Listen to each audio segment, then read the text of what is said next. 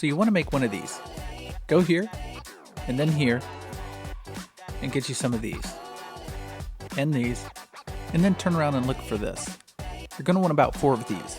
Make sure it's 1/4 inch, the same as the nuts and washers. And then head over here and look for this aisle. And then look for these. You're going to need about 8 of them. Make sure they're straight and that they don't have any cracks or bad spots. And then go to this aisle and get you a can of this. Or this. Here are some of the tools you'll need. Stuff for measuring, like a ruler and a square. Stuff for cutting, like a miter saw or a circular saw. Stuff for drilling, like a power drill or a drill press. And a 5/16 bit. You'll also need stuff for sanding, like a palm sander.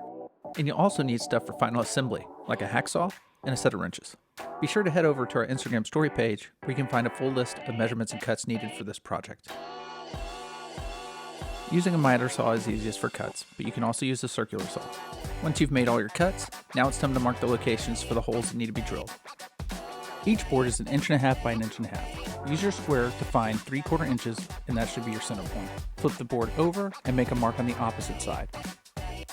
This makes it easier to drill a straight hole by drilling halfway through one side and halfway through the other.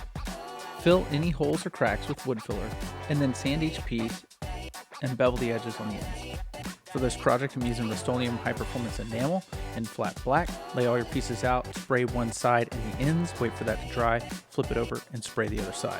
Make sure they're coated really well, and it'll survive the weather. Now you're ready for assembly. Screenshot this checklist to make sure you have all your pieces and start laying them out in order. Okay, so here's all our pieces laid out.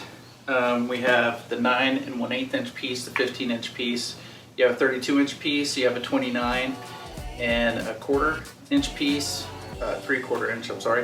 And then you have 31.5 inch, and then you have your 42 inch. Now on these pieces right here, all your holes are going to be drilled in the same location.